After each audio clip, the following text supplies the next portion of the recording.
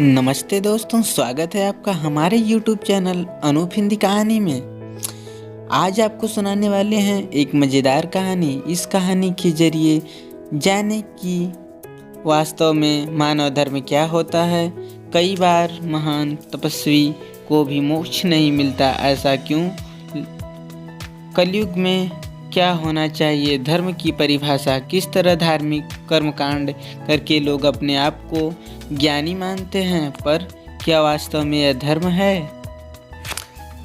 क्या है मानव धर्म? कैसे एक महान संत को नहीं मिला मोक्ष का मार्ग? एक महान संत थे जो बहुत ही प्रचंड तपस्वी थे, जिन्हें कई शास्त्रों का ज्ञान था, कई श्लोक मुंह जबानी याद थे। उनकी बुद्धिमानी से चर्चे मिलों तक थे। संत दिन रात प्रत्येक पल भगवान की भक्ति में लगे रहते थे, कठिन से कठिन तपस्या करते थे, लेकिन उन्हें सेवा में रुचि नहीं थी।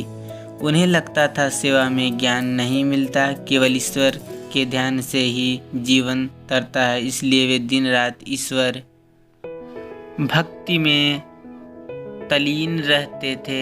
ना उन्हें किसी अन्य से लेना था, ना देना था, ना किसी का भला करते थे और ना ही बुरा। ऐसे व्यक्ति से समाज को कोई खतरा नहीं होता।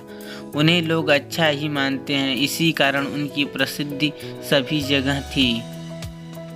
एक दिन संत अपनी साधना के लिए वाट वृक्ष के नीचे बैठे। अचानक ही वहीं बैठे बैठे उनके प्राण निकल गए। मृत्यु के बाद जब उनके सामने चित्रगुप्त आए तो उन्होंने संत को कहा, हे तपस्वी, तुम्हारी तपस्या और ईश्वर भक्ति को देखकर तुम्हें एक कुलीन प्रतिष्ठित परिवार में अगला जन्म दिया जाएगा। यह सुनकर संत दुखी स्वर में बोले, हे चित्रगुप्त, मैंने वर्षों तपस्या की, उसमें कोई कमी नहीं रखी, किसी प्राणी को दुख नहीं दिया, फिर भी मुझे मोक्ष की प्राप्ति क्यों नहीं हो रही? इस पर चित्रगुप्त ने संत को धर्मराज के सामने पेश किया। संत ने अपनी सारी व्यथा धर्मराज से कही, अपने सारे धार्मिक कर्मकांड के बारे में विस्तार से कहा। यह सुनकर धर्मराज मुस्कुराए और उन्होंने कहा, हे वत्स, वास्तव में तुम मानव धर्म को जान ही नहीं पाए। मुझे पता है तुमने कठिन से कठिन तप किया, किसी को कष्ट नहीं दिया, लेकिन तुमने परोपकार भी नहीं किया।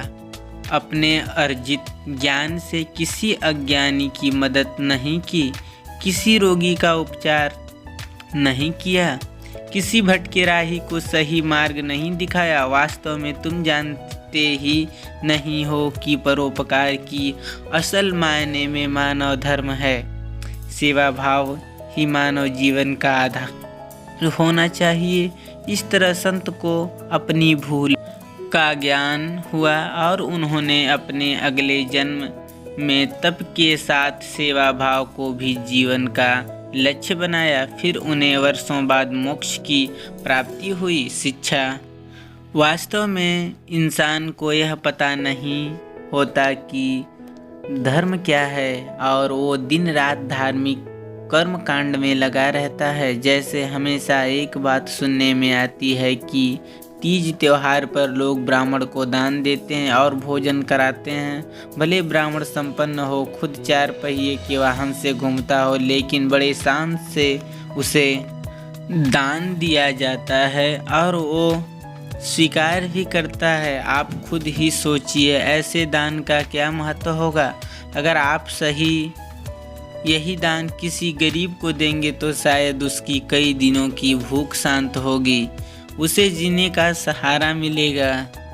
कई घंटों तक पूजा करना या भजन करना गलत नहीं है, लेकिन अगर यही वक्त किसी अनपढ़ को पढ़ाने अथवा किसी रोगी की सेवा में लगाएं तो किसी का भला जरूर होगा और ईश्वर की नज़रों में यह उसकी सच्ची उपासना ही होगी। कई लोग बहुत दान दक्षिणा देते हैं, कई भंडारों पूजा पाठ कराते हैं, लेकिन वही किसी गरीब भिखारी को फटकार कर भगा देते हैं। क्या यह धर्म है?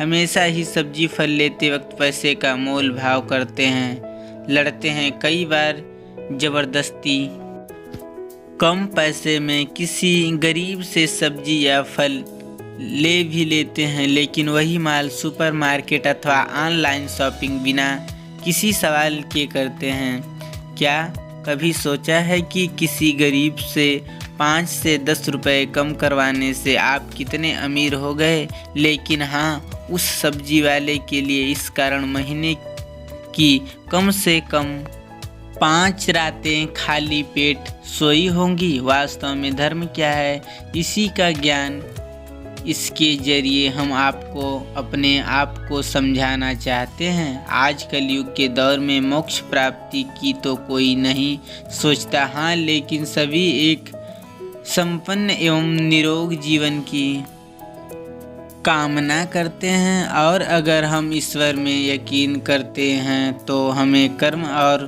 उसके फल में यकीन रखना ही होगा। हमारे कर्म ही हमें अच्छा या बुरा फल दे सकते हैं।